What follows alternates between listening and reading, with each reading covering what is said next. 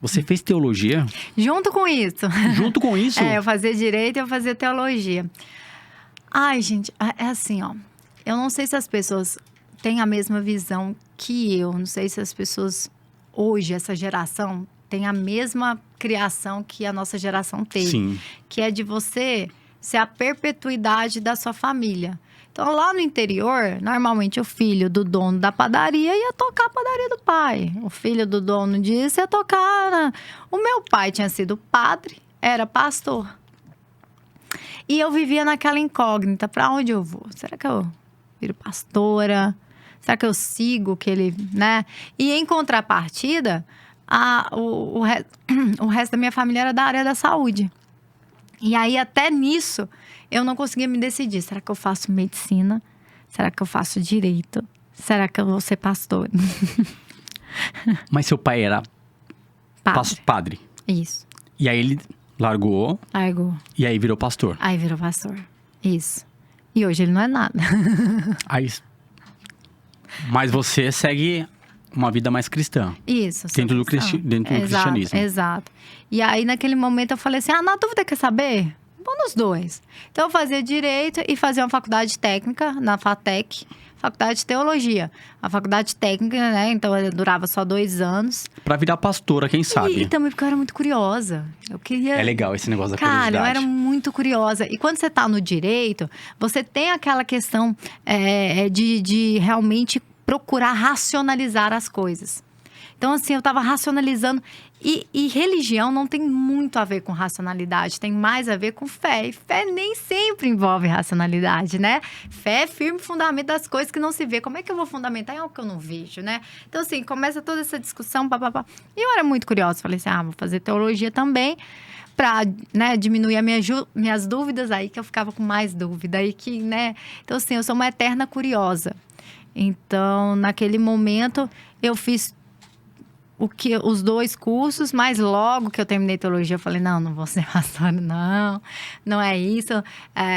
Eu quero realmente, já que eu tô aqui no direito, eu vou realmente procurar fazer a diferença, procurar fazer... Porque a Bíblia, para mim, é sobre amor, né? Para mim, a Bíblia é uma história de amor. Então, uma história de acolhimento, uma história de empatia, de fé mesmo, de milagres. Claro, vai ter os capítulos de dor, capítulo disso, daquilo, como toda a vida. A nossa vida é isso, né? É um retrato da nossa vida. E que tudo tem ligação. Porque ser uma delegada também é implantar o amor. Exato. A justiça, a condenação real pelo fato da punição. Isso. Porque isso é o certo. Exato. Então tá tudo interligado ali. Aí, e também eu estava, quando eu estava no 6º período, 6º período, eu consegui um estágio voluntário no Ministério Público. E dali eu virei estagiária e depois eu fui fazendo carreira no Ministério Público. Então eu já tinha muito essa ligação com o funcionalismo público. Porque, cara, sinceramente, seria muito difícil para mim, sendo filha de um professor e de uma dona de casa, eu ser uma exímia advogada ou conseguir alguma coisa dentro do direito que realmente fosse mudar a minha vida. E eu falo isso com tranquilidade porque eu sei que vários colegas ainda sofrem muito em razão do exercício da advocacia. Não são reconhecidos como deveriam ser, não têm o reconhecimento que deveriam ter. Então, assim, não tem a demanda que precisa. Realmente, o advogado, ele não tem um dinheiro certo que entra todo mês. Então, essa imprecisão, essa insegurança. E eu não queria viver isso. Eu falei, o concurso público, que é uma coisa que a gente falou. Quem faz concurso público no Brasil é o pobre. O rico não pensa, a não ser alguns cargos aí que a gente consegue pensar em cargos mais elitizados, Sim. né? Mas, assim, principalmente para a polícia, não é o rico que faz um concurso. Não é mesmo. Faz concurso de polícia, é a pessoa ali. E eu falo pobre, porque é o pobre prêmio, né? Que a galera acha que já era. Porque não, mas eu tenho um carro, não sei o quê, eu tenho uma casa. É pobre prêmio. Então, assim, não é a galera... Porque o concurso público, ele te dá uma segurança, é aquela história. O concurso público não permite que você seja pobre, mas você não vai ser rico. Te dá uma estabilidade. Exato. Que era tudo que eu queria. Queria ter um plano de saúde bom para minha mãe, queria dar conforto para os meus pais, queria poder ir num restaurante e escolher o prato porque me parece gostoso, não pelo preço. Uma vez na vida, não é possível que eu não posso. Entende? Então, assim, queria ter essa autonomia financeira, queria ter a satisfação pessoal de conseguir algo que era meu. E ninguém podia me tirar. Fui eu fiz a prova, eu consegui, é meu. Porque tem uma outra coisa que a gente precisa falar que mulheres enfrentam no mercado de trabalho. Que é a ideia de que essa mulher, que ela subiu muito, é porque foi beneficiada, porque foi ajudada, ou porque deu pra alguém. Vou falar bem rasgado assim. Não, eu acho legal você falar isso daí, porque o que acontece? Você, como prestou o concurso público e hoje é a doutora Luana, delegada de polícia, enfim... Não foi pela beleza, porque isso já quebra o concurso. Já falaram pra mim. Você acha que a beleza te ajudou? Claro, eu cheguei lá na prova oral e só fiz assim. Sorriu e falou, tá tudo ok. Que é Gente, diferente. né? Porque a gente sabe E nem era tão bonita assim não, tá, gente? Dinheiro, vai, investe em você. E vai que vai. É isso aí, ela tá falando, fica a dica. Não, que é importante a gente falar sobre isso, porque tem essa diferença, né? O mercado de trabalho é diferente do concurso público. Diferente. De você trabalhar ali. Então, assim, você está prestando um concurso independente de beleza, de qualquer etnia, é a pessoa. A gente fala que é a forma mais democrática. Claro que eu entendo que não é acessível para todo mundo. Eu não posso comparar eu, que tenho a oportunidade de parar para estudar, com alguém que, sei lá, tá vendendo o almoço. Não tem como parar para estudar, sabe? Eu entendo completamente que eu também, de certa forma, eu tive um privilégio aqui de parar para estudar, porque eu sei que tem gente que não tem. Mas, às vezes, as pessoas também não sabem se organizar. Às vezes o aluno vira pra mim e fala assim, professor, eu tenho 2 horas por dia, não vai dar pra passar. Cara, dá. E aí, às vezes, eu pergunto pra ele, mas vamos ver essas horas por dia? Vamos conversar aqui, vamos ver. Quanto tempo você fica no celular? Quanto tempo que você fica aqui e tal? E você consegue, cara, a partir de, eu só tenho 2 horas por dia. Faça. Compense no fim de semana. É degrauzinho por degrauzinho, sabe? Tá difícil? Tá difícil. Mas é a única forma. Pra mim era a única forma. Não tinha outro jeito pra mim. Ou é. Nada é impossível. Claro que eu pensei, vai que, né?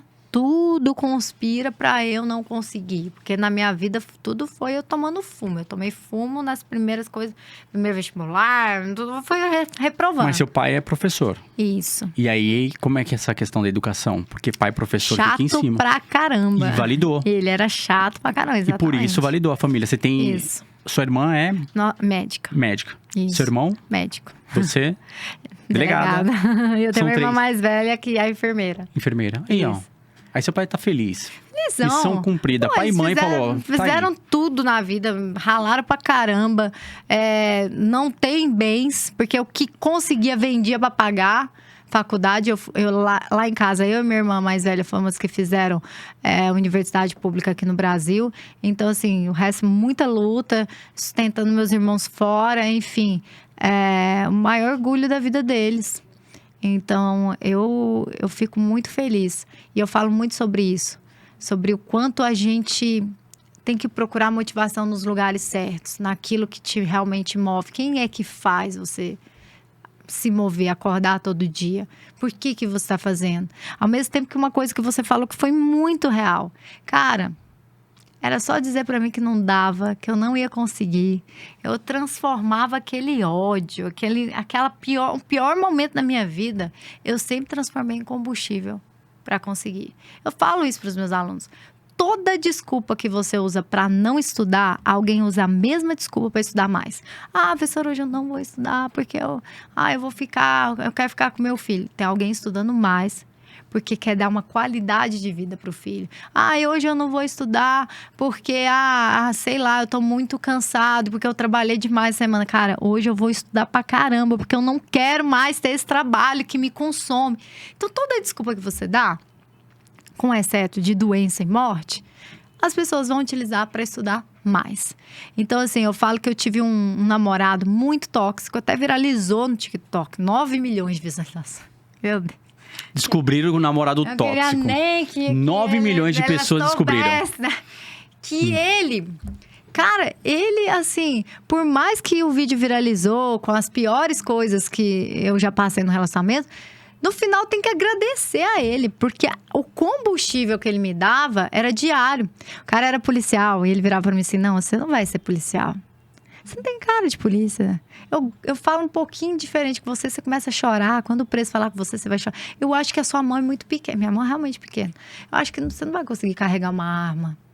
Eu acho que você não vai conseguir ser operacional. Eu acho que você devia estudar para outro concurso. Por que você não tenta magistratura? Por que você não tenta defensoria pública? Eu cheguei a fazer prova de defensoria pública. E assim, ele competia comigo. Eu fazia o cronograma pra mim, pra ele. E aí mandava... Bom dia, 9h40 da manhã, já fiz 64 questões de português, não sei o quê. E você? Cara, eu tava, tipo, entrando no trabalho. Eu trabalhava, eu falava assim, nossa, você já fez isso tudo. Cara, eu tenho muita dificuldade nessa matéria. Aí ele, pô, eu não. Já tô indo pra questão número 200. Eu...